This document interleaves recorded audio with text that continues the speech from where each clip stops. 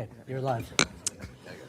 Welcome everyone to the regular meeting of the Bethlehem Planning Commission. My name is Rob Oski. I'm the chair of the meeting. Other Planning Commission members include to my immediate left, Mr. Matt Malozzi, Mr. Eddie Burgos, and Mr. Rick Pongratz. We ask anyone in attendance today to please silence your cell phones at this time. We will proceed through today's projects as listed on the agenda. Our agenda item number 3 has been tabled until the October meeting. I will make reference to that again a little bit later on throughout the meeting. Each applicant will have an opportunity to present their project to the Planning Commission as their agenda item is called. Following that presentation, city staff will provide an overview of the city's comments and a recommendation. Planning Commission members will then have an opportunity to direct questions related to the project to both the applicant and city staff.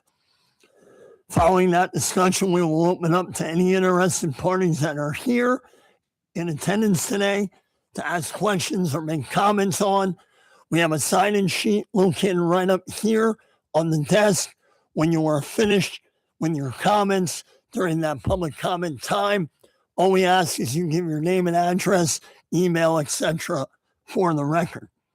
We will adhere to a 5-minute time limit for each comment, and we ask that members in attendance avoid repeating any previously made assertions.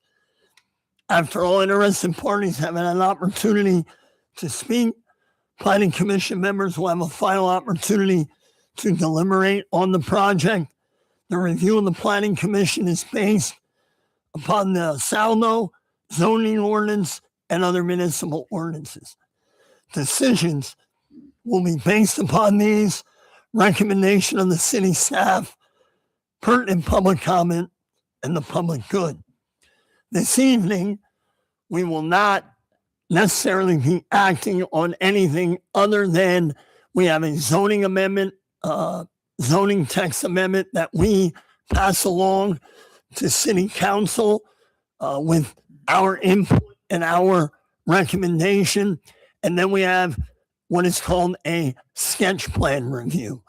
A sketch plan review, we will allow the applicant to present their project and we provide any feedback on that project. There will not be any final subdivision plans placed for them today. With that said, I would like to start with the approval of the July 9th minutes.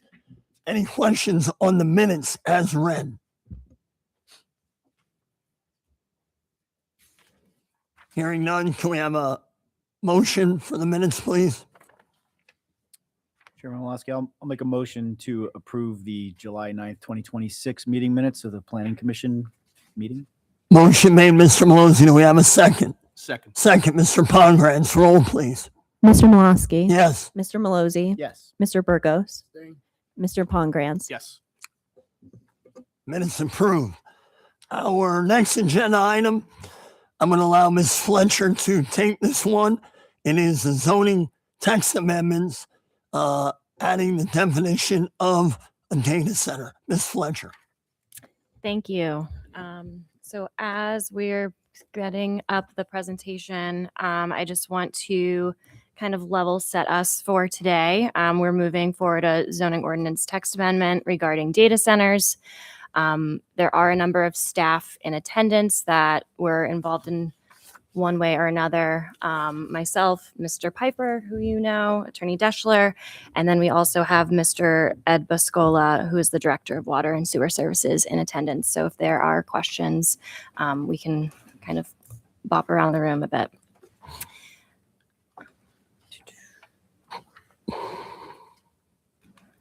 Okay, so today we will be kind of introducing what data centers are in today's context.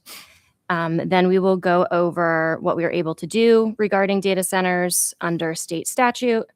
And then we will be going into detail on what we are proposing in this set of text amendments.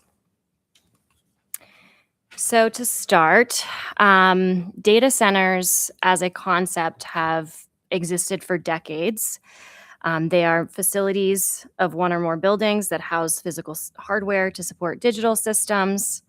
But more recently, the function of data centers have changed. They've expanded into areas such as streaming, cloud storage, and now support everyday activities such as virtual meetings, online shopping, video streaming, etc.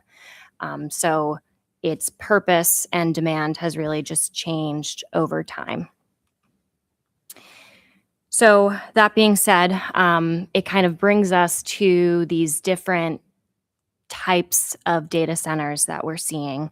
There's a variety of sizes based on their purpose, which can impact energy demand as well as their actual size that's required.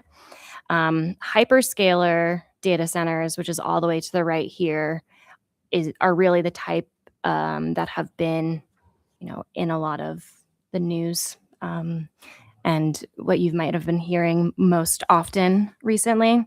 They're typically larger in size and require a higher energy demand.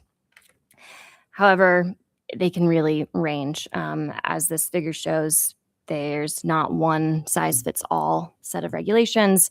So really, as communities are coming to create regulations, they're typically unique to that given community, and you can't just necessarily copy and paste.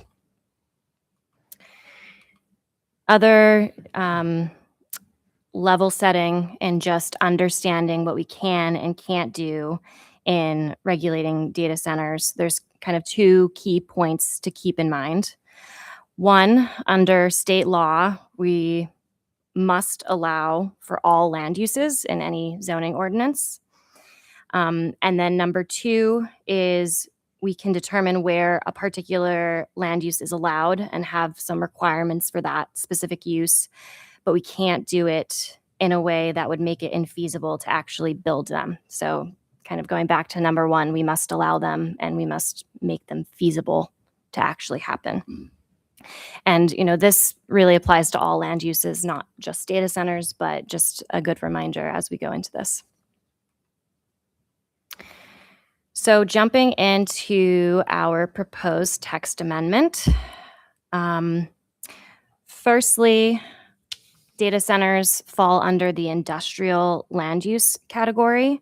So locating these in the industrial district mirrors that of peer jurisdictions and is most appropriate in Bethlehem based on its use.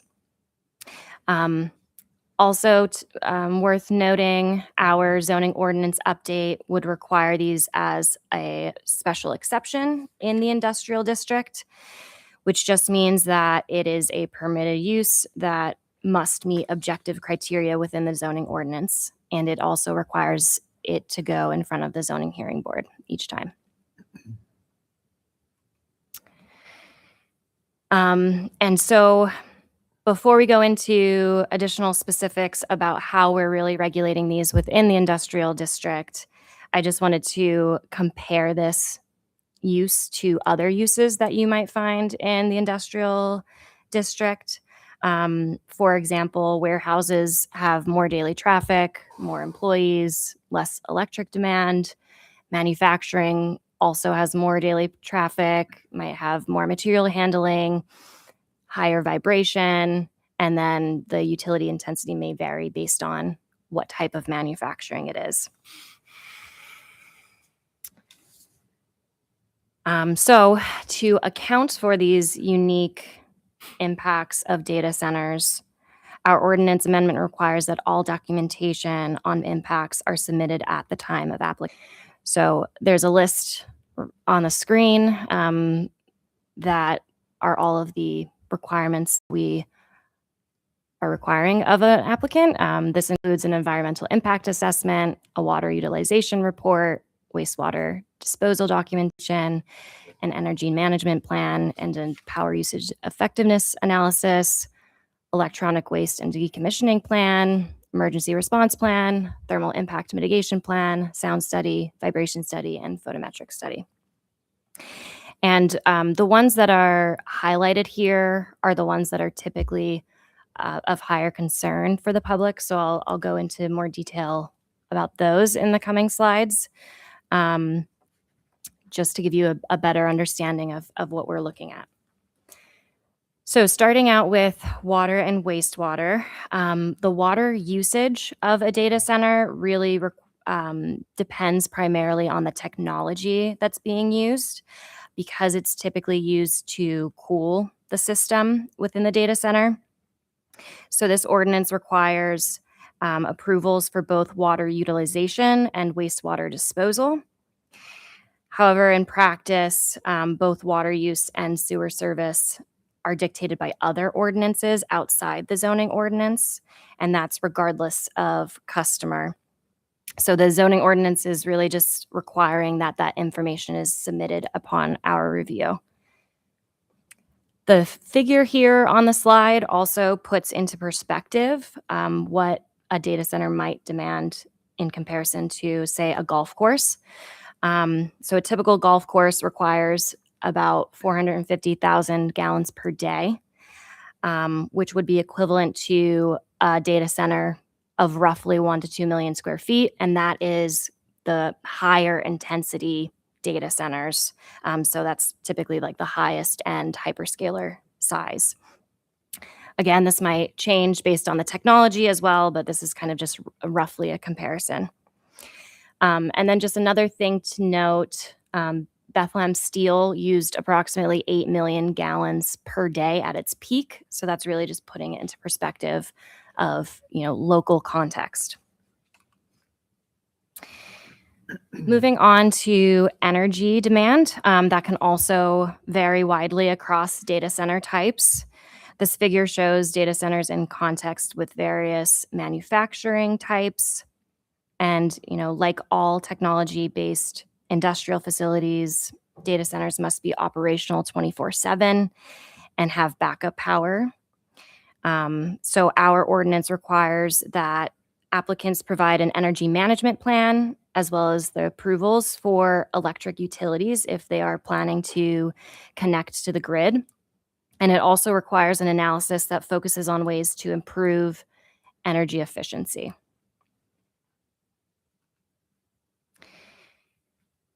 For noise, there are a number of noise sources from data centers, including their mechanical equipment, as well as the backup generators that would potentially be used during power outages or testing. Our ordinance requires a full spectrum sound study, which covers both high frequency and low frequency noise measurements. And the requirements align it for the maximum levels that are currently allowed within our existing residential zones. So this 60 dBA and 55 dBc, that's, 60 dBA during the daytime and 55 dBA during the nighttime are our requirements. And as the figure shows, it's similar to a refrigerator or an AC unit that's put in the window. And these levels are to be measured at the lot line of the data center. So that will be put into more context on the next slide. So lastly, getting into some of the design standards of the sites for data centers. Being mindful of these impacts, we looked at the existing ordinance in what would be the industrial district for the current uses, and then compared it to the amended ordinance that takes into account data centers specifically. So starting with setbacks, the existing ordinance has front, side, and rear yard setbacks of 20 feet, and that does not change regardless of any other type of lot that's abutting it. In our amended ordinance for data centers specifically, we have increased the front, side, and rear yards to 80 feet if it is abutting against another lot within the industrial district. And then we have higher thresholds depending on what's around it. So if it is within a non-industrial district lot, that is increased to 200 feet. If it is next to a residential district, it is 1,000 feet. And then if it is next to an existing sensitive receptor, which is what is laid out in more detail in the actual zoning text amendment, but those are things like existing dwellings, schools, child or adult daycares, parks, hospitals, or community recreation centers. Those would be the same as if it is a residential district. So it would be required to have a 1,000-foot setback. Next, moving on to height, we have kept it at 80 feet. However, we have included the requirement that rooftop structures are within that height limit. Rooftop structures can add up to an additional 20 feet on top of a given data center, which is why we chose to include it in the total height here. Buffer yards, we increased it from 15 feet to 40 feet. And then lastly, building coverage. The existing ordinance has just a set standard 65% maximum. And the amendment, I won't go into line by line detail, but essentially as the data center increases in area, the building coverage percentage for that, incremental chunk of increase would be decreased. So that is also a more conservative approach. And that is the presentation. Thank you, Ms. Fletcher. Appreciate it. I guess I'll start. I jotted down a few questions, and again, you highlighted some of the key points. I'll give you an opportunity here to maybe expand. One of them you mentioned in there is a decommissioning plan. Maybe you want to go in a little bit more detail on that, just from a standpoint of, we certainly as taxpayers of Bethlehem don't want to be left responsible for the removal of any obsolete equipment or, restoring a site once, let's say, hypothetically, these things stop or it's not needed. Well, maybe you want to highlight or go over a little bit more of what the plan is for that. Yeah, so I think part of that is for us to have an idea of what is being placed on site as well. I think in our initial conversations with the fire department, a lot of their questions really come around, hazardous materials, flammability of any materials that are on site. So part of what's required here is really providing information about what is being proposed on the site itself, and then also ideally a long-term plan for if and when it's eventually decommissioned, what they're going to be doing with those materials. And that burden obviously is going to fall on the developer or whoever's responsible with, not the taxpayer. Correct. Right. You made some great comments on the noise situation that obviously is kind of a known that out there, maybe a misconception, I'm not sure, but in terms of the noise standards, what is in the ordinance that establishes what happens post-construction?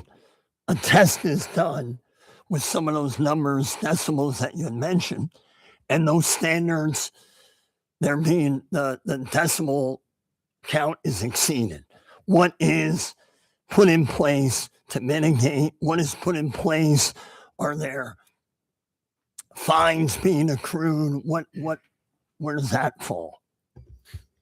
Yeah, so thank you for the question. And Attorney Deschler, if you want to jump in on this as well, it would be under any other violation of zoning ordinance, we would issue a notice to correct, notice of violation. They would have 30 days to resolve the issue. If they still did not resolve it, then we would go into a filing of a complaint. And I'm assuming if that gets to a magistrate level or what have you, that fine is set by Correct. that. We Counselor, are is that limited the- to a certain dollar value. Correct. what would happen, what would happen here is that if there was a violation of the ordinance, the zoning officer would issue an enforcement notice. The applicant would have a set period of time to begin correcting the violation and a set time to complete the correction of the violation.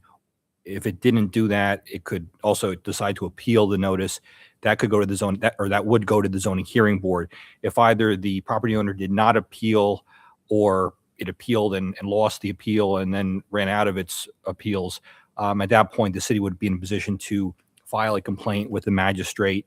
And what generally happens when we've done that in the past, you can seek $500 per day fines up to $12,000, which is the jurisdictional limit for magistrates. So it can be kind of a drawn out process, but if you get to the point where you're filing a complaint with the magistrate, there can be real penalties for failure to comply with the ordinance. And then hypothetically, that penalty is given, the fine is paid. How about the follow-up? How about is there a follow-up procedure when it comes to retesting? There's a substantial dollar amount attached to these data centers, and $500 a day is probably a cup of coffee to some of these guys. Well, the nice thing about the fine, it's a lot of times when you do citations, even when the city's issuing the citations, there are citations in the name of the Commonwealth, and it's tough for the city to actually collect those. If you take it to the magistrate on a zoning violation, you actually file a complaint just like the city would be any other plaintiff, and the judgment is collectible like you could collect other judgments, including a lien on the property. Now, yeah, it may not be a whole lot to the data center, but they would need to discharge it. If they sold it, theoretically, you could foreclose on the lien. And if the penalties or if the violations continue, we could always go back and do it again. There are provisions in the ordinance for the city to require post-construction sound studies, where the applicant the property owner undertakes additional testing at the direction of the city based upon reasonable complaint or evidence of changed operations. Thank you, Attorney Deschler. Anyone from the Planning Commission have any comments, questions for Ms. Fletcher or Attorney Deschler at this time? Mr. Malozzi. Mostly with regard to setbacks, is just for clarification. So the yard setbacks, front, side, and rear remain at 80 feet. Again, I'm sorry. I'm referring to the draft ordinance that we have in front of us. Page 5, number 14. Mm-hmm. Do those still apply, the 80-yard setbacks? Yes. So right now, the industrial district requires 20-foot setbacks. So we're increasing it specifically for data centers to 80 feet. Okay. And then, but specifically, we call out 200 feet for anything that's out of the industrial. Correct. So if a lot abuts another industrial district zoned lot, it would be 80 feet. But if it is anything else, it would be 200 feet unless it's residential or like additional specific uses. So that couldn't be exploited, like, because it's 1,000 from a residential area, but then we also say anything outside of the IN is 200. So if it's residential, that 1,000 would automatically supersede the 200. Correct. Yeah. Does that go for outside of our jurisdiction? I'm looking at the industrial zone, and we've had some applications come up where I guess we abut Borough of Hellertown at the far end, and then right across the street is residential. It's not our jurisdiction. And I understand we don't have the authority there, but what would apply there? It's next to residential, but not our residential zoning. So that would just be 200 feet or? Right. Yeah. I mean, as a general matter, and we've actually litigated a case kind of with similar questions with regard to a property on the east side of the city, or west side of the city, near the border with Allentown, the old Toyota car dealership lot, where actually the city was the one arguing that the applicant couldn't kind of reach outside of the city and apply certain more favorable zoning regulations in Allentown, or kind of take advantage of what those streets, I think it was the issue, was how those streets might be characterized in Allentown, and utilize them to their benefit when applying for zoning relief in the city. So kind of the default rule is that a municipality zoning ordinance does not have extra jurisdictional effect. So I would say that if we were assessing a property that was close enough to the border with Hellertown where some of these issues might come into play, I don't think it would be appropriate to consider what the zoning districts were in Hellertown the way we would if we were measuring to other zoning districts in the city. I mean, I don't want to make a blanket statement, because there are times when you can reach across the municipal line, and, we'd have to look to see what kind of districts on the Hellertown side we were looking at, if they were clearly residential and things like that. But the general rule, and I'll speak in generalities, is that you don't look kind of outside the municipality when you're making decisions about how a use is situated with the setbacks and things like that within your municipality. There are some times when it is appropriate to do so, and I think you can even have your zoning ordinance kind of allow for that, and to take into consideration of what goes on outside your municipality. I'm not sure it's a great idea, because it puts you sometimes at the mercy of how they zone outside your city, your borough, your township. But as a default, yeah, we don't look outside the city. Is that something, Counselor, it might be in our best interest? Because I remember the project, or that example, what was it? EcoPack. Correct, out in the Commerce Center in the back portion where it abuts with Hellertown. Is that something that, I don't know, we need to be more specific or clarify? Well, we do have the 80-foot setbacks from lot lines, and I think in that scenario, like for example, if I'm not sure if this is the case, if you had a property straddle the municipal boundary, I think in that case it would be appropriate to measure to the lot line, even if it were in Hellertown or something like that. But I think the kind of generic setbacks for this use, the 80-foot setbacks, are expansive enough where I think we don't want to get to the point where, I mean, we have kind of broader setbacks for certain uses in the vicinity and certain other types of zoning districts, but I think we have fairly deep setbacks just for this use, without looking at if there are other different zoning districts, different sensitive receptors and things like that, where I think we protect ourselves in that regard, without having to decide, like, should we measure, what kind of district in Hellertown should be considered a district where we would increase the setback or things like that. And like I said, there's always a concern where if you do things like that, you are then kind of basing your zoning ordinance or provision of the ordinance on what other municipalities have done, and they can change the way they zone without your consent. So I don't know that we want to make ourselves dependent on what they do. So the 80-foot setback would presumably apply on our border then, because that's the end of our jurisdiction. Right. I mean, so like if you had a lot in the city, whether it was totally in the city or whether it straddled the Hellertown boundary, you'd still measure to the lot line, even if it fell within Hellertown. Right. Okay.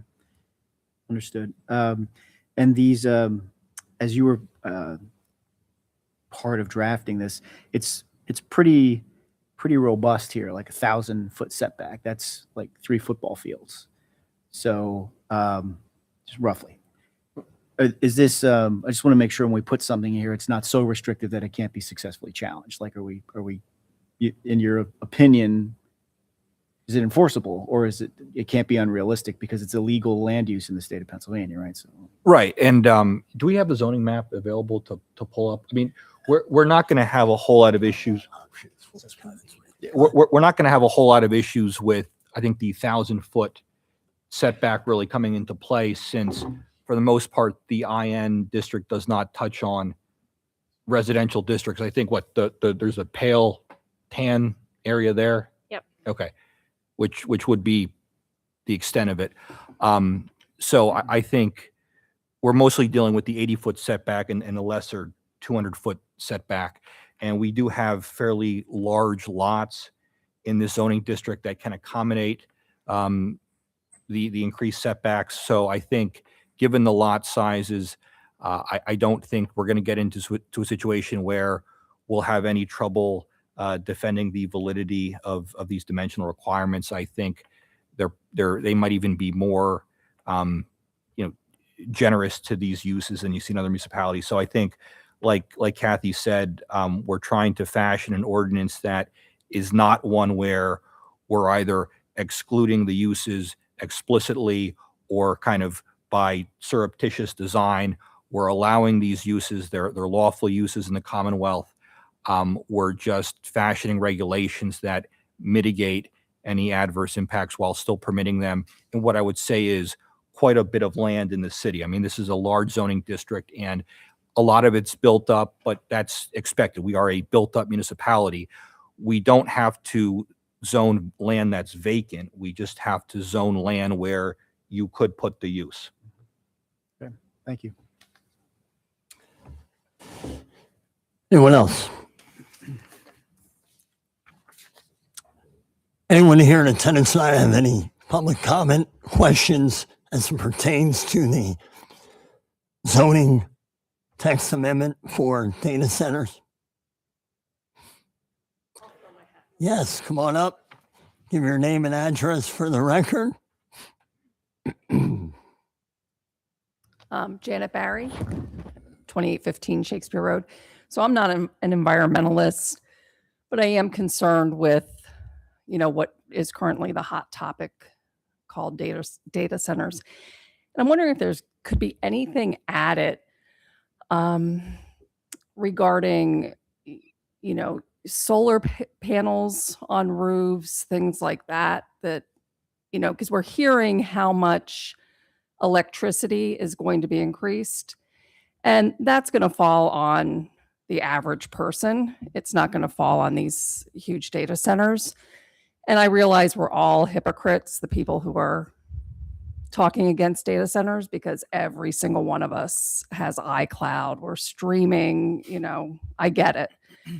But perhaps if that was added, or at least if you can't do solar panels, can you do, have that green space that people or, that some builders are doing now? Something like that. I did want to question, though, when you made the comparison of the water use for golf courses and data centers. At least for golf courses, the water is going back into the ground. They rely on rainwater. So I don't know that is a tit for tat comparison to be made. And I do know that, of course, golf courses aren't great for the environment. So just some food for thought.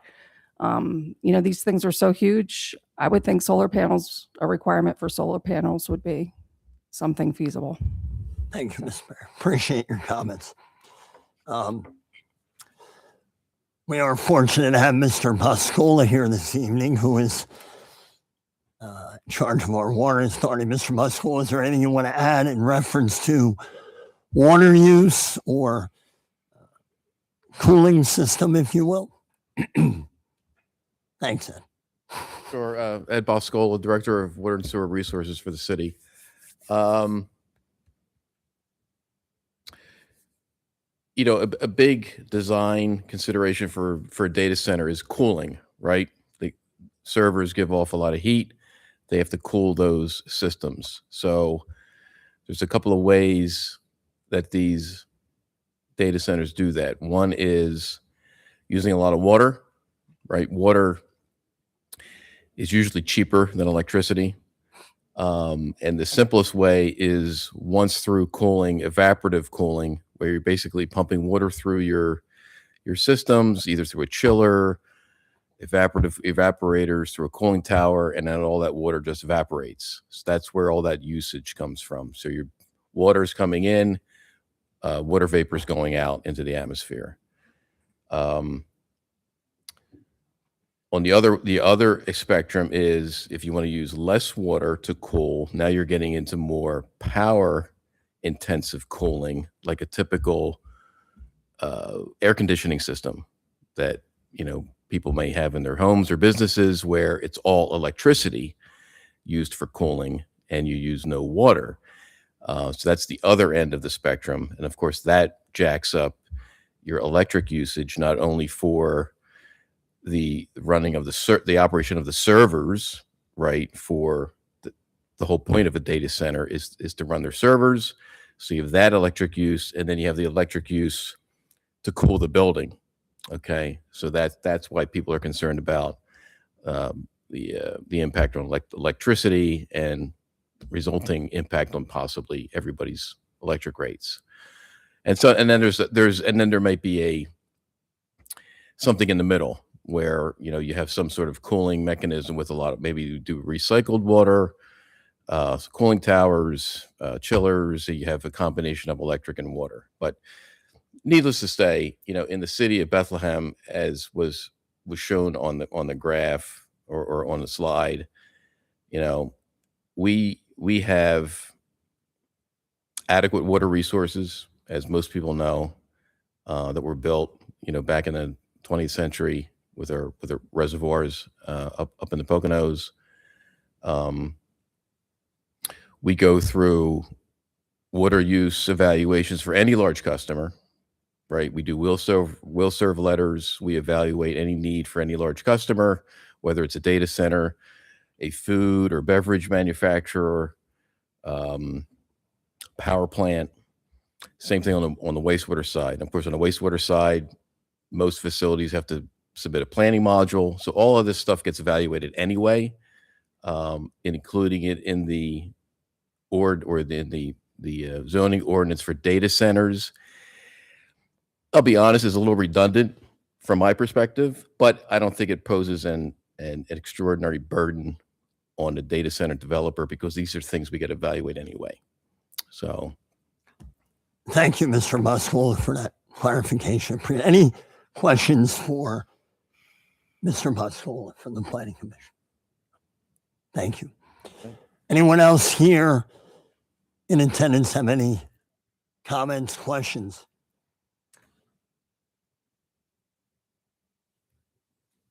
So, Counselor, again this evening, this being the zoning text amendment, we are passing along our recommendation to City Council in the form of a motion and a vote. Is that correct? That's correct. Okay. Before we do that, I personally want to say there's a lot of misinformation obviously out there when it comes to this very hot topic. I think this is a strong and thoughtful ordinance. Commend and appreciate the work that has gone into addressing what is clearly an emerging land use, not only in the city of Bethlehem, but in our entire region and our country. I particularly support treating the data centers as a special exemption in the industrial district, as well as the 1,000-foot separation from residential districts. I think that setback is important when it comes to that. So overall, I think the city is taking the right approach. We're not trying to prohibit an emerging technology or economic use. We're trying to establish reasonable standards so that data center possibly can come to our town. Develops in a manner that protects our residents, our infrastructure, our natural resources, and the long-term interests of the city. With that said, I am supportive of moving the ordinance forward. And with that, unless there's any other comment by any other Planning Commission members, I will accept the motion at this time. Mr. Malozzi. I'll make a motion to forward the draft ordinance amending Part 13 of the City of Bethlehem Codified Ordinances the amendment entitled zoning ordinance for the purpose of regulating data center uses with a favorable recommendation to City Council. Motion made, Mr. Malozzi. Do we have a second? Second, Mr. Burgos. Roll, please. Mr. Malosky. Yes. Mr. Malozzi. Yes. Mr. Burgos. Mr. Pongrantz. Yes. Thank you, Ms. Fletcher, for the great presentation and obviously the staff's hard work and commitment to that, along with Craig. What's that? Ms. Fletcher, yes. I just also wanted just to mention the next steps in the process, just Yes, for please. everybody's awareness. There will be a public hearing before City Council on October 6th. After that, there will be 2 votes made by City Council. So there is still a number of steps left in this process. And I also just wanted to make a quick note that if there were any submissions made prior to this amendment being passed, we would be reviewing it under our current ordinance. I know we normally go over pending applications at the end of this meeting, but I did want to highlight that we did recently receive 1 submission for a data center that is currently under review by the city's typical review stops. It is approximately 130,000 square feet over 2 floors. And the city staff has requested that they look at this draft ordinance and submit the listed required plans and studies, which they have agreed to do. And we will have a better idea of the timing of the project and when it would come before Planning Commission once the city is able to review what is submitted. So I just wanted to kind of highlight that before we move on. Thank you, Ms. Fletcher. Our next agenda item is actually number 3, again, was tabled. It is the project at Township Line Road between Santee Mill Road and 22, now called Autumn Estates. That, Mr. Pfeiffer, will be in October. Is that correct? That is correct. Okay. And I believe the date on that is October 8th. That is correct. Thank you. So our next agenda item is a sketch plan review. I'll allow the applicant to step forward and give them a minute or so to get prepared. At the sketch plan review, we are providing feedback on the plan, on the project proposed. This is not up for final approval. And obviously, they're going to listen to the comments and the feedback that we have. We will provide and the public will provide. So without further ado, I'll allow the applicant to introduce themselves. When they're ready, they may begin. Yes. Do you have boards, or do you want to go through the? boards, or if you just want to do it up there. Do we have them online? We've got everything online. And Mhm. Let's use the computer.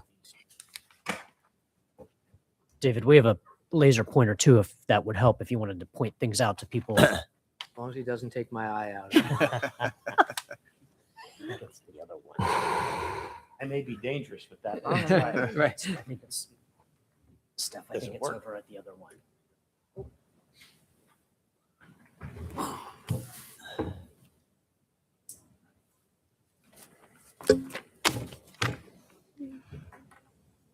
Thanks, Stephanie.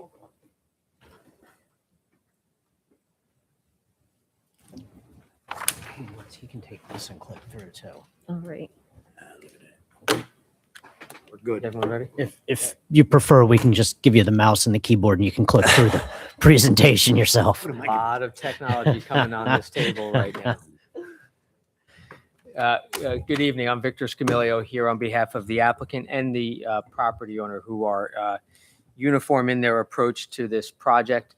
I think what you're going to see tonight presents a promising project for the city of Bethlehem to address a need for workforce housing within the city, and its location optimizes this project for this area in relation to industrial ongoing sites within the city.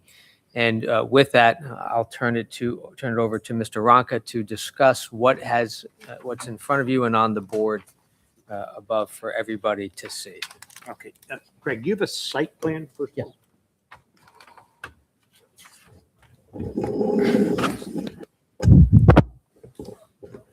Okay.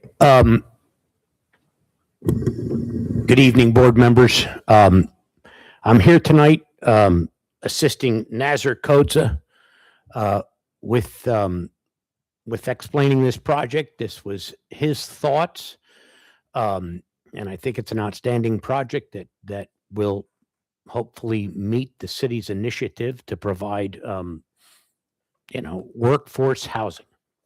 And with that said, I'm speaking on his behalf because he may be a little hard for you people to understand, and sometimes he uses a lot of foul language.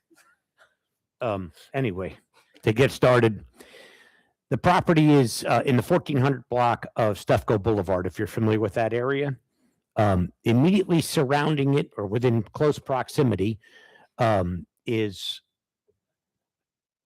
Thanks, Craig. Okay, immediately to the south of the property is the Just Born Candies factory. Then you'll see Cross Street, which is separates the properties. The obviously with the red dot there's an existing single family home that's of 1940s era that's in very poor condition, but the other properties immediately around it consist of primarily homes with small businesses in them, as well as a few single family homes. That's concentrated mostly in that 1400 block. I'm sure you're all familiar with how the rest of Stefco Boulevard looks as to commercial use properties all through that area. What Mr. Kodza is proposing is to demolish that existing home and construct an 3-story, 18-unit, what we're terming as expanded efficiency apartments. Thank you. And this is the floor plan of what's being proposed. Each unit would have a kitchen with full-size appliances, what we believe to be, a reasonably nice-sized living area, as well as a bedroom area, and a full bathroom. They're just under 500 square feet, and they are intended for singles or couples. They're not intended for families and things like that, or retirees. And with that said, one other thing I'd like to preface is that, from a comparative standpoint, we need some zoning relief. First will be, one of the biggest issues is going to be density. This is in the CG General Commercial District, which does allow for mixed use with, I believe, with first floor commercial and residential above, based on the lot area of 12,000 square feet. I believe the density is 1,200 square feet per unit. So it theoretically could support 10 two-bedroom apartments, which would constitute 20 bedrooms, obviously. In this instance, it's theoretically 18 bedrooms. So I just wanted to get that out there from a comparative standpoint. The target rental demographic is, by way of example, we've had some casual conversations with an employee of Just Born Candies. Average wage over there for the employee is $28 an hour, which would probably work out into the neighborhood of, I guess, around $45,000 a year in take-home pay. This is a very positive thing for a factory worker of Just Born to be able to occupy one of these units. They're within close proximity to work, very within walking distance to all sorts of shopping, grocery stores, Mass transit. mass transit. Yes, exactly. We've got, I think we've got 3 Lanta bus stops within a few hundred feet of the building. There's one immediately north of it on Stefco, one immediately south, and I believe there's also one, and that's in the let's call it the northbound lane, and I believe there's also one on the southbound, a little further up from the property. So, the biggest challenges with this project are going to be getting the approval from zoning. We've got obviously a density issue. We're providing 17 parking spaces.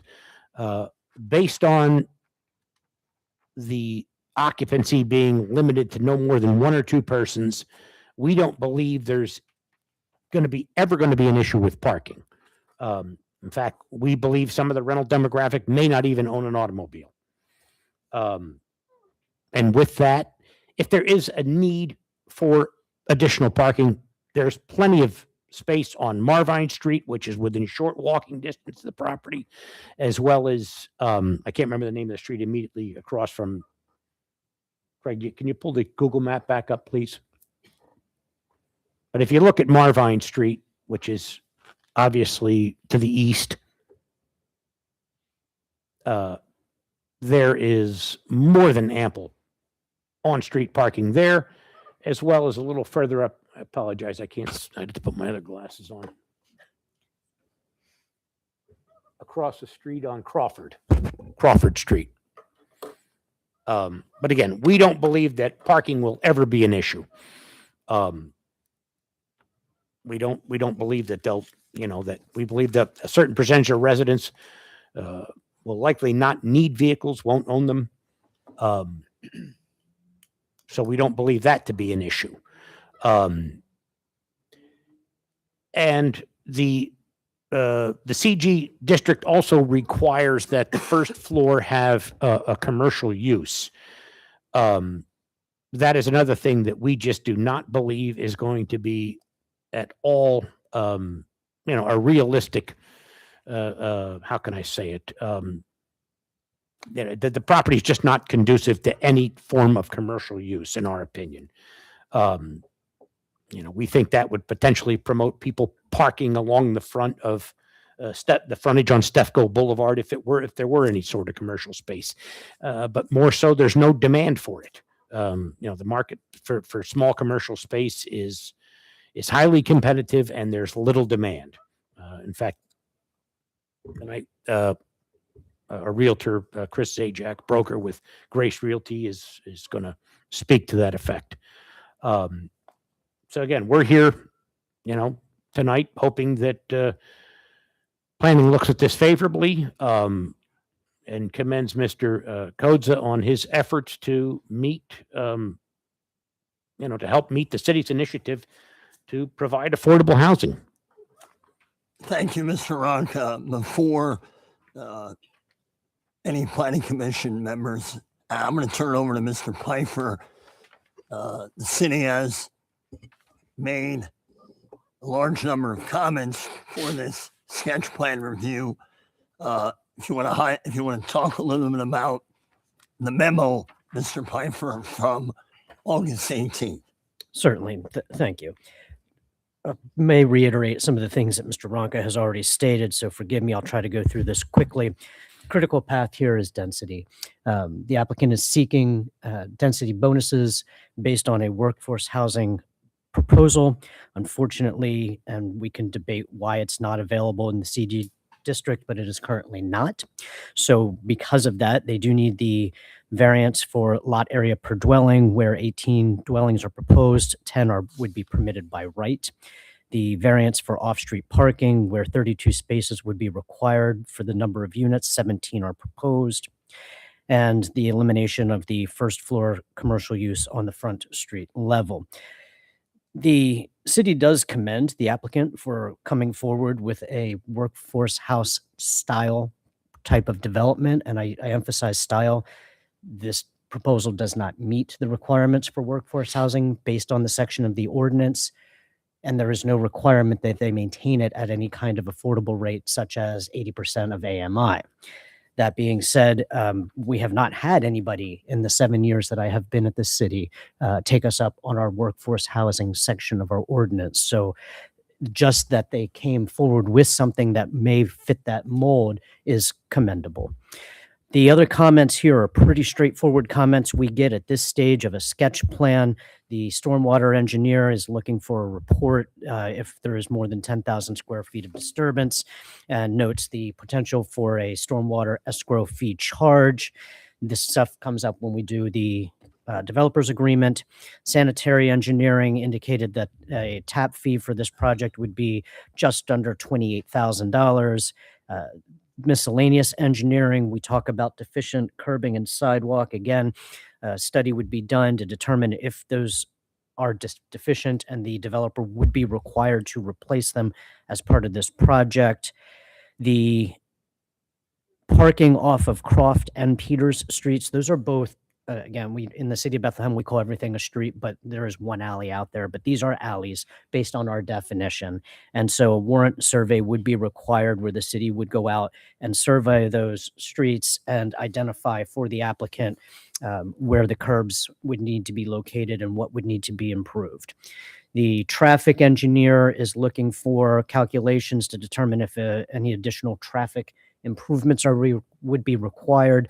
This is an interesting part of our city. Stefco Boulevard is more like a racetrack, so there might be some safety improvements that would be requested by the traffic engineer. The city forester, by the way, we have a new city forester. His name is Andrew, so hopefully we will get a chance to introduce him to you at some point. But he would be looking for a compliant landscape plan based on street trees, parking lot trees, etc. The city electrician noted the need for lighting on Croft and Peters Street and at the entry to the buildings. Our favorite city fire marshal is looking to understand if the buildings would be sprinklered, the location of fire department connections, and fire department access roads. Again, standard comments that they have at this state. Our recycling team is looking to see how trash and recycling services would be managed. Now, to the applicant's credit, they do propose a dumpster with a dumpster enclosure off of, I believe, Peters Street. So that box has been checked, but he would need more information in order to give his approval. The zoning officer really focused on workforce housing. We've kind of already talked about that, but if that is to be used in some fashion and the zoning hearing board does grant the level of relief that this project would require as proposed, then he would want to see those numbers used in the zoning data calculations. And under general comments, we have a rec fee. If this is 18 dwelling units, it's going to be $27,000. Of interest is that these fees can be waived, but they can only be waived if the applicant can prove to the satisfaction of the city that this is in fact workforce housing or 80% AMI, or they're using some sort of federal funding in order to build these units, thereby guaranteeing their use as affordable housing, low mod, up into 20 years typically from the date of construction. It is also located in an area designated by HUD for low mod. That just gives them an incentive if they were to apply for federal funding. We do also indicate that pedestrian access is important to the site. It's shown in the rendering that there would be inter-site connectivity of sidewalks. It doesn't show that on the site plan. That just might be an oversight on the site plan. The folks from Lanta did give us some comments actually today. And those comments were just that Lanta does have stops located in this area and encourages pedestrian connectivity from those stops to this site should the project move forward. Those are staff comments. Thank you. No other comments, nothing from Lehigh Valley Planning Commission yet or anything? Not like at that, not at right? a sketch Right. phase. If this project were to move forward and they submit preliminary Sure. final land development, we would not only get LVPC comments, but we'd also get EAC comments. Right. That is correct. Thank you, Mr. Piper. I'm going to go back to, just because to clarify, people who may be logged in online or here today, can you give an example, Mr. Piper, affordable workforce, 80%, like what is a rent for something like what Mr. Ronka wants to propose in the workforce world? It's an excellent question, which I don't have the answer for. Perhaps Ms. Collins might know that better than I do. We are privileged to have Laura Collins, our Director of Economic Development here. She thought she was just going to be a quiet guest, but now she's put on the spot. I mean, Laura, only because that is kind of thrown out there, like 80%. I think we need to explain that for some people who may be confused on that. I'll start by saying as a general matter, like how HUD, for example, U.S. Housing and Urban Development Department defines affordable housing is if a person spends no more than 30% of their income on their housing. And then what you're looking at from there is like, what are the different bands of incomes for which we are trying to provide affordable housing. So we look at what's called the area median income. So if you're typically, depending on the funding source, if you're providing housing that is affordable, so it's no more than 30% of your income, to people who are earning an income of 80% of area median income or less, that's typically what you would define as affordable. But there are different programs, right? So there's some programs like a low-income housing tax credit program, which might target even more deeply affordable units. So it's people who are only making 60% or 40% of the area median income, and then you're providing rents that are only 30% of what that area median income is. So in like dollar amounts, you know, for somebody who's earning 40% or less of area median income, 30% of that, so their monthly rent might be somewhere around $60 or $800. Right, but it's really on a sliding scale based on the population that you're. I'm not a mathematician, but Mr. Ronka mentioned roughly, again, I know it was his estimated number, but if someone at, I'll use JustBoard, is making $45,000 and $50,000 a year, like what dollar amount does that put on in that workforce? So I will say then workforce housing under the zoning ordinance, I think is defined in a pretty specific way that I have not memorized. I don't know if anyone has that in front of them. It is the 80% It's AMI. 80%. So we would have to look at the band, the area median income band, which I think 100% of area median income in Lehigh Valley is around like $65,000. So whatever 80% of 65 is would be the income level that you're trying to target. Right. And then you take 30% of that number, and that would be your Monthly rent, well, yeah, 30%. Right. It would be The annual rent. annual rent. So, like $1,300. right, this is what I'm getting at. So Attorney Scamilio, again, this is not set in stone by any means. This is a sketch plan review, but I think for the public, Sure. what do we You- roughly rent? He just ran some numbers and he came up with 1,300. Is that? You're in the range. You're in the range, right? And so In the very, I you're real warm. I think the discussion we're having here tonight shows that no one's ventured into this realm, right? That this seems to be novel. I think that was territory. on the record. Mr. Piper said in 7 years, no one has done this. So, Right. I would say in that amount of time, we've not taken advantage of the zoning ordinance. I mean, we're Right. certainly running this regularly on projects that are receiving money and participating in our affordable housing program. So I do think it would be helpful if you're trying to get in under the zoning ordinance to meet with members of our staff who do this on a regular basis, including our planning and zoning staff, but also our folks in community development. There's some tuition. You know, and nothing dictates value or price than square footage. This square footage and this layout is telling you who is the target audience for these apartments.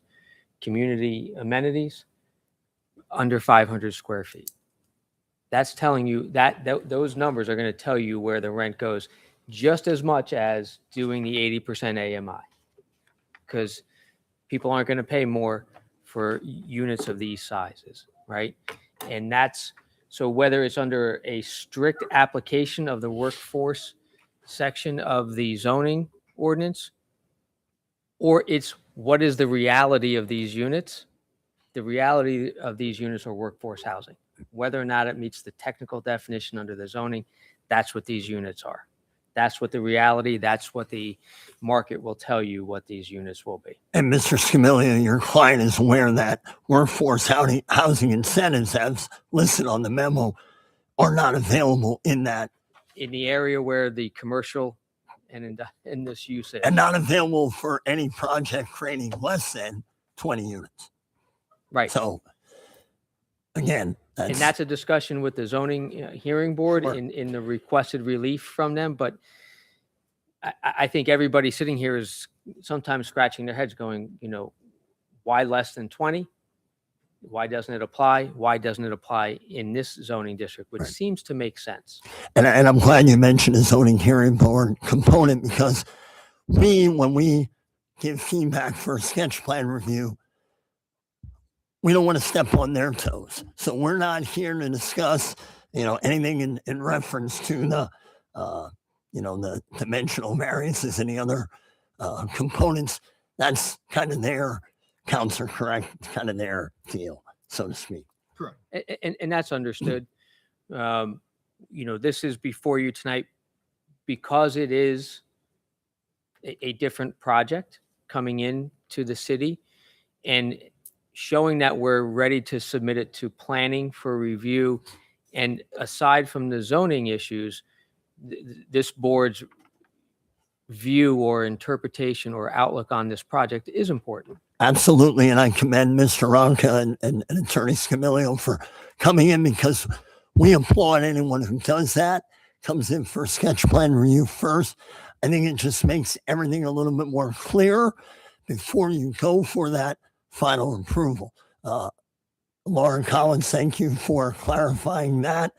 Attorney Scamilio, is there anything from the August memo that the feedback provided that you don't feel, as dialogue continues, your client would not be in compliance with? I think these are all items that my client will review and discuss, but I don't see any impediments to them meeting those requirements under those review letters. They seem fairly standard from the planning point of view. If this commission would like to hear, we do have a realtor here that will talk about the demands on the city for both housing and the commercial aspect of it, if the board wants to hear this tonight. Certainly, that's something we can get into. Then I'm going to turn it over to any planning commission members at this time. And then when we get into that public comment, if he doesn't mind coming up, because obviously there's certainly, we know this, there is a housing shortage, and I'm sure, obviously Dana supports that. So when we get to that public comment component, Mr. Scamilio will do that. Anyone from planning have any feedback to provide Mr. Ronca? Is there anything, Mr. Ronca, that we did not show from your slides, or anything else you need to point out in terms of, Mr. Pfeiffer, is it 1.5 spots or is it 1.75? It's 1.75 when there's no available on-street parking. Right. So when there is no, so it's 31 or 32 that, and proposed is what? 17. I'm sure you all have the package. Craig, I don't know if you just want to scroll through the perspective views of the apartment interiors to give it gives you a sense more of what the insides of them are proposed to look like, and all the other data information that was included in the package.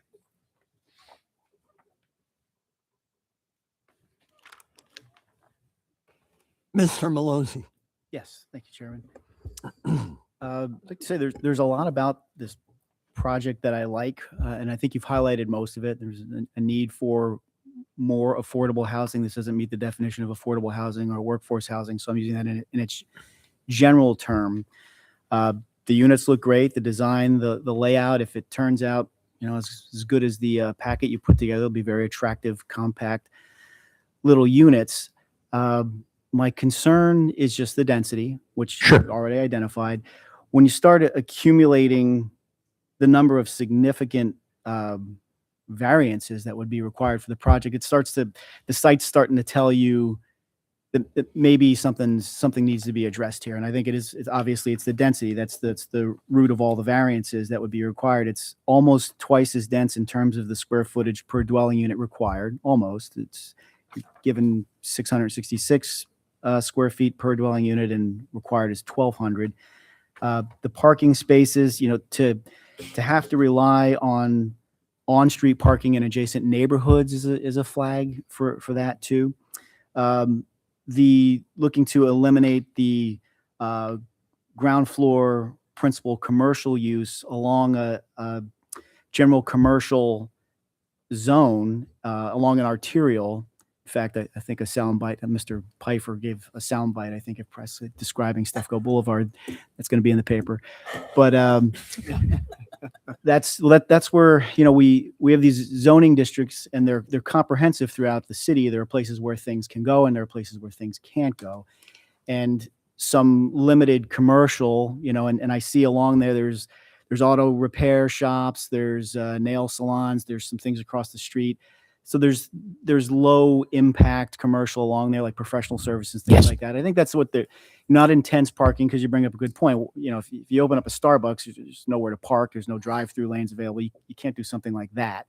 But a limited commercial use makes sense along there, because that's the area where we've set aside on the zoning map where we want that mixed use. We want some residential upstairs, and we want ground floor commercial, presumably services that local residents would use. You pointed out Atlanta's got the 108 route, which is one of their primary routes running up there with stops in close proximity. So does everyone need to have a car there? No. So that was a good point. The market rate here, the intended use is singles and doubles, but we can't legally exclude others from renting these. So we're kind of left open to, I get the economics of it, but people who aren't singles or people who aren't couples can rent these. We can't stop them. That would be illegal, I believe. So we can't really count on that, keeping control over the number of vehicles and all of those assumptions on the intensity of the use. So I guess in summary, like it's a great idea, and scaled back. That's what I would like to see. If you're able to prevail with the list of zoning ordinance that you need, then you don't need to scale it back. But I would encourage the applicant to consider scaling it back and do a nice quality mixed use that is at least closer to the ordinance for that area. I fully appreciate your comments, and that is probably the biggest hurdle, is to make the economics work. The density is needed. I mean, I spend an extensive amount of time preparing a pro forma for Mr. Kodza, and that was the final determination. And again, as I said before, I reiterate that if by right we could build 10 two-bedroom apartments with 20 beds, you could potentially have more occupants than you would with the 18 efficiency style units. You only theoretically have 18 bedrooms. And as to your comment as to being able to limit the number of occupants, I'm not sure if that's illegal. I think it is. I think Mr. Kodza would have the ability to limit the number of occupants in the units. However, I'll defer to one of the realtors here tonight to comment further on that. And I believe it was Mr. Kodza's intent to limit it to either no more than one or two individuals per unit. The focus was first floor would be targeted at fixed income retirees or persons along that line, the senior couple that can unfortunately no longer afford to own a home in the city of Bethlehem, or whatever the case may be. That's the target for the first floor units, those 6. And then the rest of them would be more than likely, your factory worker, your auto mechanic, your whatever. There's so many businesses along Stefco Boulevard that's the targeted demographic. Understood. Thank you. Mr. Pongrantz. Yeah, and Mr. Ronca, love it. I enjoy what I'm seeing. I guess onto Mr. Malozzi's point is the parking. to me, that is probably the hardest thing to get over right now. Proposed 32 spaces, or the 32 spaces allowed, we're proposing 17. We live in a society where automobiles, right? I mean, as much as we want people to walk and bike, especially in the city, it's tough, you know? So you have two people in a unit, might have two, might have three cars, you know, we don't know. And then you're taking up street parking, you're taking up, you're impeding in other neighborhoods where people are, you know, their residential homes are. I just think my biggest concern in all this, and I love what I see, is the parking issues. Understood. On the parking point, though, I will say, I've been in the multifamily residential business for the majority of my life. By way of example, I've got a number of smaller complex buildings in the city. One of them at 1763 Madison Avenue, which consists of 12 two-bedroom units. We have 15, we have 22 parking spaces in that lot, 23 parking spaces at that property. Only 16 vehicles owned. Understood. Now that's in a 12-unit, all two-bed, two-bath units. Understood. Thank you. And another building on the south side of Bethlehem, where I believe we have, it's a 6-unit building with a 10-space lot with 7 vehicles. Thank you. Anyone else? I know, Mr. Rocco. Mr. Burgos, yes. Question for you. Croft Street, that's a two-way street? Yes, it is. One of my concerns is, like, say if a resident wants to, when he's pulling out across and wants to go to Stefco and he wants to make a left. I grew up on the south side. I know how Stefco Yep. is. It's a freeway as Yeah. So it was characterized. would it be wise to maybe just like make right turn only? That's a city decision, city-owned street, but it would be a wise move. I would agree with that. It's just something I would, because especially we would have absolutely no objection to that if that was a requirement of the city. with just born right there and people leaving work, you know, that could get a little hectic. I would agree with that 100%. That's possible. They can try to get something like a right turn only meeting in that spot. Thank you, Mr. Burke. Thank you. Good comment. Thank you. I'm going to open it up to anyone here in attendance. Gentlemen up front here, if you don't mind, give your name and address for the record. And when you're done, if you don't mind signing in, that'd be great. My name is Mike DeCross. I live at 914 Walter Street. Is that a little pointer thing that I can use? I don't know how this works. What do you? I don't know. I think I pressed this one. One of them. You saw it work for you. There you go, Mike. Press that like whitish button.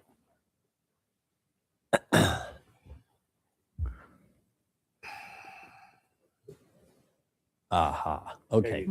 Can we possibly zoom that out just a little bit? Thank you. Okay. So I started doing auto repair on Stefco Boulevard in 1984. It's 42 years later. I'm still there. So I have a little bit of history here. Nobody wants to see Mr. Ronco succeed more than me. Nobody wants to. I don't want to see you set up for failure, which is why I want to bring up the couple points that I want to bring up. Okay. This is More Miles Automotive, which we opened 11 years ago, which I run and manage on a daily basis. Right here, that is owned by Bethlehem Windows. That is about to become a child care center that kids are going to be getting dropped off right here on Marvine Street in the morning and getting picked up later part of the day. Cross Street is a big problem because it is a two-way street. It should not be. People pull into that street while people are attempting to pull out onto Stefco Boulevard. And that's something that's definitely going to have to be resolved if this goes through. Earlier, they mentioned about parking on Crawford Street. Okay, this particular section of Crawford Street, which would be definitely across the street from what they plan to build, this side of Crawford Street is 1 hour parking only. This side of Crawford Street is 2 hour parking only. It's enforced. It's the only street in the neighborhood that has 1 and 2 hour parking, which I still can't figure out to this day. This nail salon right here is actually, my wife has operated that nail salon for about 20 years. And parking on the street, her clients need that every day, as does Ross Garza right here at the barber shop. So parking right over there is a premium. There's no parking on Stefco, obviously. As far as parking on Marvine goes, this particular section of Marvine here, and this is where it gets a little personal, I get nervy about it. I employ 11 people up at More Miles Automotive. And when my guys saw, nobody was happier that Mr. Rocco was going to take that current building down and put something newer up than us when we heard it was going to be 4 or 8 apartments. But when we heard it was going to be 18 and there was only going to be 17 parking spots, it scared us to the point where some of us are wondering if we're going to lose their jobs, because we have a long-term lease on this parking lot. If you see all those cars here, those are actually my clients' cars. Our concern is that some of those tenants might park in the lot, park my customers' cars in. We might have situations where we have to go over and move that, ask people to move their cars in order to get our cars out. This little guy right here, he's a motorcycle shop that I actually work at on Wednesday nights and Saturday mornings. There's no parking back there anywhere. So the concern is we want to see something get built there. That building needs to be taken down and something beautiful should go up there. But the amount of apartments going should be definitely inappropriate to the amount of parking spots that are going to be there. It could be problematic, could be very problematic. And here again, nobody wants to see it more than me. I don't want to see it set up for fail. That's the only concern that I have. A lot of the business owners and operators on Stefco just found out about this meeting today, like in the past couple hours, and I have been asked by them if written objections can be submitted to the record within 24 hours. Is that a possibility? I have several people have to answer that. When it comes to time for a final, when they submit for final land approval, subdivision, whatever it may be, that time would be the appropriate time to either attend the meeting, or in the past we have had emails to the city staff, Mr. Piper. Yeah, so I'm sorry, Mike, I don't know your last name, or I missed it. DeCrosta, thank you. If you make sure you sign that document over there. I and did. Give us your email address. If you would be the point of contact, that would be great. Steph will let you know, sorry, Ms. Sebesta will let you know when the zoning hearing board meeting will take place, and then a future planning commission meeting will take place. And Attorney Scamilio, it is your intention and Mr. Rocca's intention to go to zoning hearing board prior to our final approval. Is that correct, Attorney Scamilio? It is. So, Mr. DeCross, I would say, check the city website when those zoning hearing board meetings are. Maybe Mr. Piper knows when they are going to be on there, and then obviously communicate if they cannot make it via email, and send messages through the email that way. Thank you very much for your time. And Mike, just so you know, we're willing to meet with whoever. If you guys want to get together and talk further, we're more than welcome to do that. But one thing I do want to clarify, you're 100% correct that Crawford has 1 hour parking limited on both sides. But is that only? I think it's only up in up the Babcock. Is that correct? It's right to that Yeah, street the right there. Babcock. So It's the first block. That's yeah, correct. yeah. That's correct. And it's it helps the businesses during the day, but it's the only street in the area, like that. But if I'm not mistaken, and I don't think I am, and Craig could probably look at it on the street viewer, I think the signs do say it's from after, it's like between 8 a.m. and 6 p.m. or something like that. That is correct. Yes. It's only during the that day. is correct. You see one right there, Craig, on your right. Yeah. It's Monday to Saturday, 8 a.m. to 6 or something like that. Yeah. Yeah.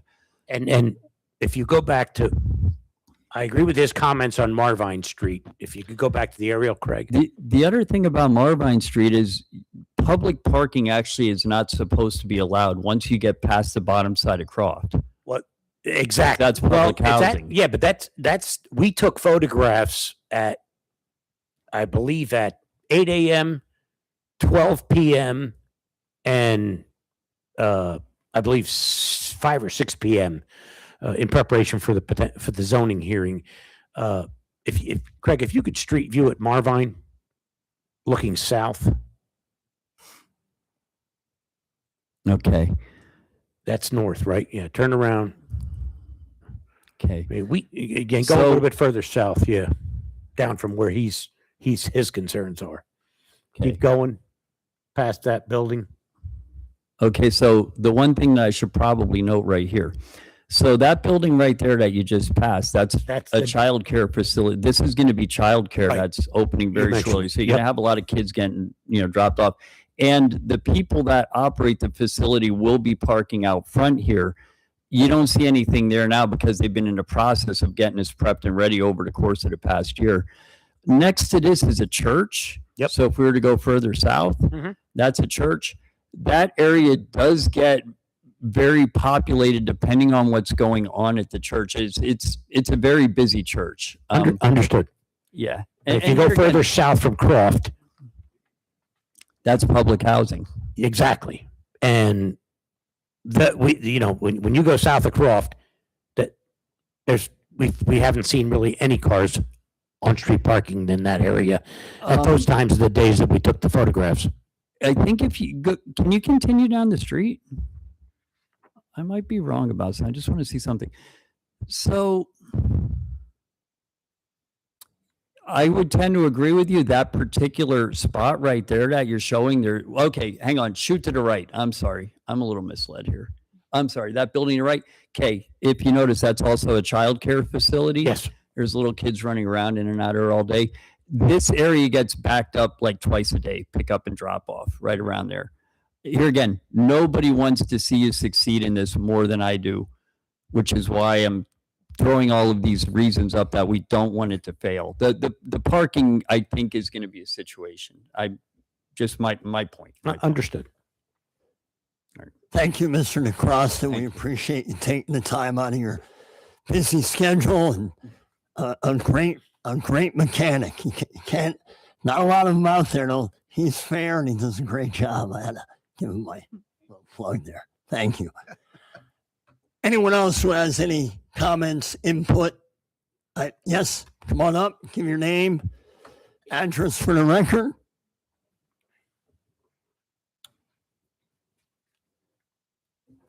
Christopher Zajac, broker with Grace Realty, here on behalf of the applicant. A couple things just to clarify. The one bedrooms, HUD guidelines do allow you to limit one bedroom apartments to 2 people per bedroom. So the fact that you're saying that possibly more than 2 people would be living there, the applicant can put that in his lease to limit it to 2 people, and that's not considered discriminatory. Thank you for that clarification. Also, regarding the, one of the issues is as far as GC zoning, that you have to have first floor commercial. I know I was here with Attorney Scamilio for another property, 55 East Elizabeth Avenue. And the zoning hearing board agreed with us with that. They did allow an apartment without having commercial, with the thought process that there is plenty of commercial in the city of Bethlehem. Also, by eliminating those first floor units, you're really penalizing older people. We found a great need for first floor apartments for elderly people, and there's just not enough of them. I mean, I looked before I came to the meeting here as far as apartments available. Right now, for anything less than $1,400 a month, there's only 2 first floor units available. So by eliminating or requiring the commercial, it's really eliminating, I think, a great need for older people who can't do stairs. And the economics won't work where, to put an elevator in a type of this building really doesn't work economically for the applicant. Do you have any comments as to demand for space like that? Yeah, if you look at as far as for commercial, For smaller first floor. yeah, commercial space? there is no demand. Like I said, we were here on behalf of another applicant, and they had tried. It was actually a chiropractor's office. The chiropractor retired. We had that building up for sale probably for close to 9 months, and no one wanted to purchase it to use it as a mixed-use building. Once we were able to obtain the variance to do a residential unit on the first floor, it basically sold in, a month later. So that, that tells me that there's really not a great demand for commercial space, especially small commercial space. I mean, if they were going to do that, bigger commercial space for sure. But I think the demand for first floor apartments for older people is much, much higher than the commercial would be. Thank you. Okay. So if you had any other things you wanted me to talk about. No, David. that was Okay. basically what we wanted to. Anyone else here today have any comments, questions as it pertains to the sketch plan review? I'm going to piggyback off of what Mr. DeCrosta mentioned. I'm familiar with that area and was by there today. There's no doubt that parcel needs, and Mr. DeCrosta mentioned it would definitely improve. And we know, Mr. Rocky, you have been here in the past. You've done a great job with your projects, little infill projects like this. We know that it would be from appealing and improve the dynamics of that stretch. So hopefully what you heard, you got some input from us. Is there any other final comments? Mr. Malozzi, yes? Just wanted to clarify my understanding. Is this in any way dependent on HUD? No. So This is fully okay. It's fully privately funded. No public. No grants. No. This is we believe to be a. Again, I think the most valid effort to meet the city's initiative to see more affordable housing get built. I don't know that of any other past project that's come before the city of this nature, there's got to be some give and take. The economics are what they are. As a developer, I can tell you that it's very difficult to develop, properties to make them, to get them in this price point range. This is the only way to do it. So would HUD guidelines on number of occupants apply? Oh, absolutely. If HUD allows it, there's no reason why, as a private developer, we can't institute it as well. But HUD restrictions would not apply to this. This is private. In what sense, HUD restrictions? I think Mr. Zajac Yes. Noted that HUD regulations Allow you to restrict number of occupants. But this isn't HUD, right? No, but the intent would be. I'm sorry. So in zoning, it's not uncommon for an applicant to agree to conditions of a rent cap as to the number of occupants. The landlord can agree to cap its occupancy at any time in its Non-discriminatory. right. Per So- bedroom. Right. If you said, I only want one person per bedroom, that would be considered discriminatory. Right. But the federal guidelines say if you said I'm only allowing two persons per bedroom, you are allowed to do that. restrict it to two, and that's what I meant by the HUD guidelines, because that's what basically overrides Sets. Yeah. all of the real estate in the United States has to follow HUD guidelines, especially during rentals. And that's with or without it being Right. Has a nothing to HUD do with housing. Being involved in the project. It's just, those are the guidelines as realtors and as developers must follow. He's going to keep speaking. Can we get him at the microphone? We got a complaint about that the last time. That is correct, and Ms. Fletcher pointed that out, which I phone called immediately to that gentleman. So, can you repeat what you said, sir, at the microphone? We have several people online that listen when you're giving comments. Yeah, just to clarify, this project is not HUD housing, has nothing to do with HUD funding. However, in the United States, when you're renting property, you have to follow HUD guidelines, the Fair Housing Act, and that's part of HUD basically make sure that you follow the HUD guidelines. So you can say, you can put restrictions, just the same way the city of Bethlehem does. You can't have more than, I believe, what, 5 unrelated Four people? unrelated, four or Four five unrelated people persons. living in a home. HUD says, yes, you can restrict occupancy per bedroom to 2 people per bedroom. So if I have a 3-bedroom townhouse for rent and 7 people want to rent it, I can say, no, you can't rent that because HUD guidelines allows me to limit the occupancy to 2 persons per bedroom. So in this case, these are all 1-bedroom units. You could certainly say you can only allow 2 people to live there. And if that was a stipulation that, say, the zoning hearing board said, I'm sure the applicant would agree to that.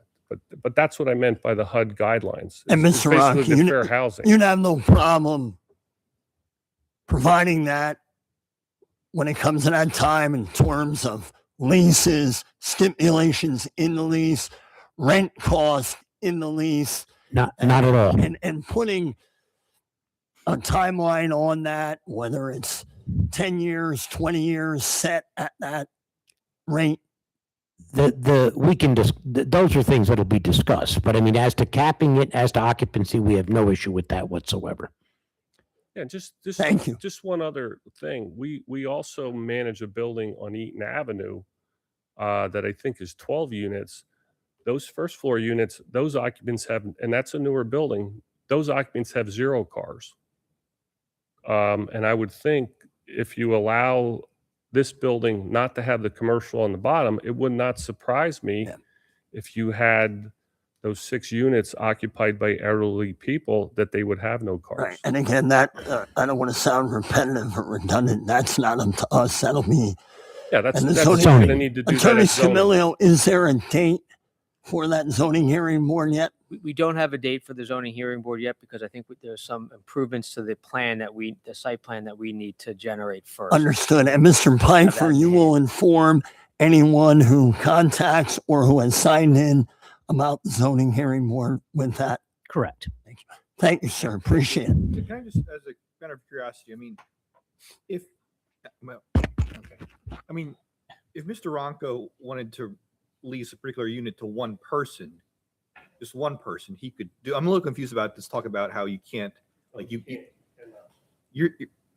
just have If there's one, if somebody's applying for a lease, Yeah. that's just a sole occupant, Yeah. they can do it, but he can't limit it to one occupant Yeah, for the bedroom. Under the fair housing Advertise. guidelines, he could not limit it to one person.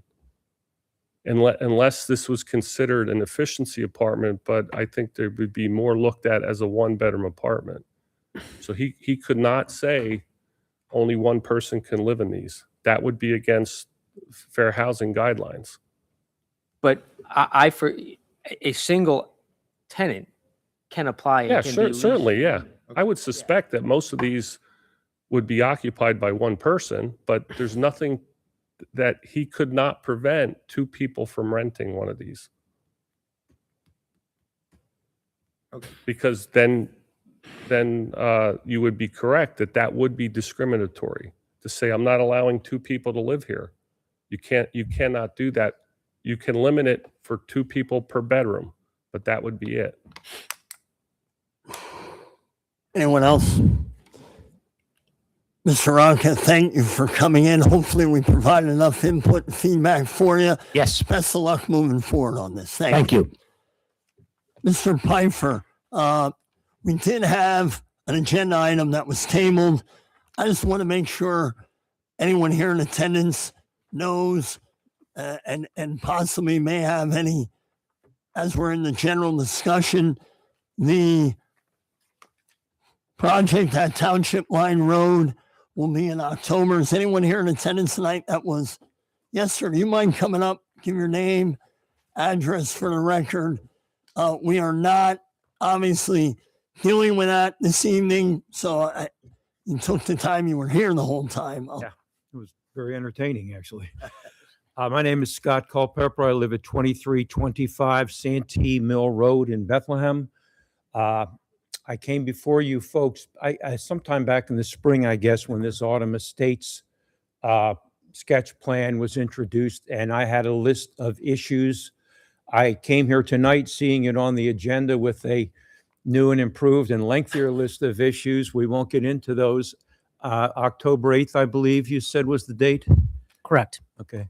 I just wanted to say I was a bit surprised to learn that the folks advancing this project were not going to be here tonight, in that I was at the Bethlehem Township Planning Commission last night, and those guys were there, and I sort of expected this to be a rerun of that.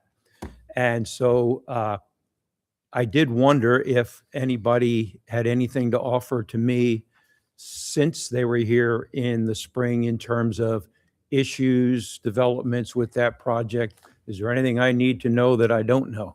Mr. Pfeiffer, Ms. Fletcher, anything on that? Yeah, so we are aware that there was a meeting last night at Bethlehem Township. It was to go over waivers. All but one of those waivers were recommended to the township supervisors for approval. The one that was not recommended is the most critical one. It has to do with their interpretation of what is a cul-de-sac and the number of dwellings permitted on a cul-de-sac. I suspect, I cannot say definitively because I don't know, that their justification for not coming here tonight is that they want to further investigate that and see if their waiver is going to be granted. I also suspect, I can't say definitively, that if that is not approved in their favor, then they will probably not build the project. But that's Okay. ultimately at their discretion. Okay, thank you. Sure. I will simply add that you haven't lived until you've heard lawyers argue over the definition of a cul-de-sac, perhaps. Thank you. Thank you for coming, Mr. Culpepper. I look forward to that evening. Mr. Pfeiffer, upcoming items for discussion, things that are in the hole. Yeah, just a point of clarification, if I can, and unfortunately she left, so hopefully I'm still employed tomorrow. But Ms. Collins was generous enough to answer your questions, and I do want to be clear. In my 7-year tenure, nobody has taken us up on the workforce housing section of the zoning ordinance. But yes, of course, we do have other programs, and it's a rather robust amount of community development that we do here in the city of Bethlehem. And if you saw in the letter, we did actually reference the applicants to contact Ms. Folenta in our office, who oversees a lot of these programs. So thank you. Upcoming projects, 1838 Center Street. This has been here since 2023. So hopefully the applicant and I can come to an understanding that they will either withdraw this case altogether or come forward in September for a review of their proposed education project. We just talked about Township Line Road. That would be on the 8th of October should the project move forward. 61 West Walnut Street. This is next to the parking garage that was just recently constructed. The applicants are working on some details with the fire marshal and the Public Works Department on how to get access around Walnut Street. And that could potentially come back to you in two forms: one, a street vacation, and two, a land development submission. 701, 719 North New Street. This one's been in the works for probably as long as I've been here. It is now moving forward. That will definitely be on your September agenda. The deadline of, can you just pull that close, please? Yes. Thank you. The deadline, we didn't get updated in time for this, so it actually extends to the end of September. So we will have time to get them on for the 10th of September for your next meeting. And the last one on here, Ms. Fletcher stole my thunder and already announced 2184 Industrial Drive. That is a proposed data center.